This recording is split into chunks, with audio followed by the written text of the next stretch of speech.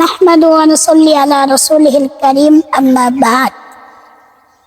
প্রিয় দর্শক শ্রোতা, আজকের ভিডিওটি যে যেখান থেকে দেখতেছেন, আমি মনে করি আপনাদের হায়াতের মধ্যে, জীবনের মধ্যে যারা কখনো কুরআনুল কারীম খতম করতে পারেন নাই, তাদের জন্য একটি সুযোগ।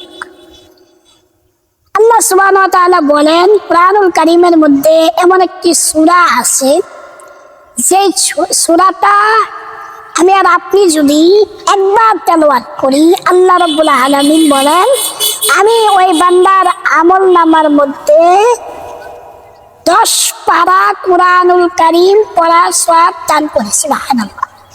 তাহলে আমরা যদি 3 বার তেলাওয়াত করি, তাহলে কুরআনুল কারীমের 30 পারা 3 বার তেলাওয়াত করার কারণে 10 করে 3 বার 30 পারা একবারে খতমের সওয়াব আল্লাহ তাআলা আমাদের আমলনামায় দিয়ে দেবেন। সুবহানাল্লাহ।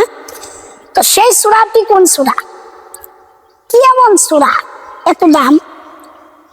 কুরআনুল কারীমের 30 পারায় একেবারে শেষ অংশে আমরা জানি কুরআনুল কারীমের মধ্যে 114টি সূরা রয়েছে।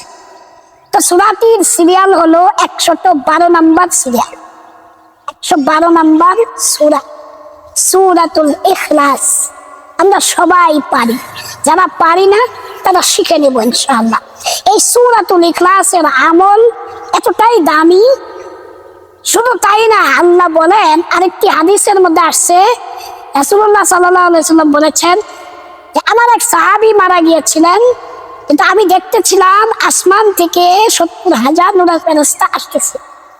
তো এটা আমি জিবরাইলকে জিজ্ঞাসা করার মাধ্যমে জানতে পারলাম যে আমার এই সাহাবী বেশি থেকে বেশি সূরা ইখলাস তেলাওয়াত করতে। সুবহানাল্লাহ।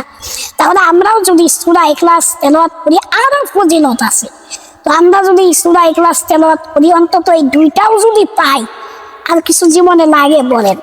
তো আমরা আজকের পর থেকে, ভিডিওটি দেখার পর থেকে ইনশাআল্লাহ সূরাতুল ইখলাসের আমল করব ইনশাআল্লাহ। ভিডিওটি শেয়ার করে মুসলমানদের মাঝে পৌঁছিয়ে দেব। যারা সূরাতুল ইখলাসের আমলটা জানে না, তাদেরকে জানার সুযোগ করে দেব ইনশাআল্লাহ। আসসালামু আলাইকুম ওয়া রাহমাতুল্লাহি ওয়া বারাকাতুহু।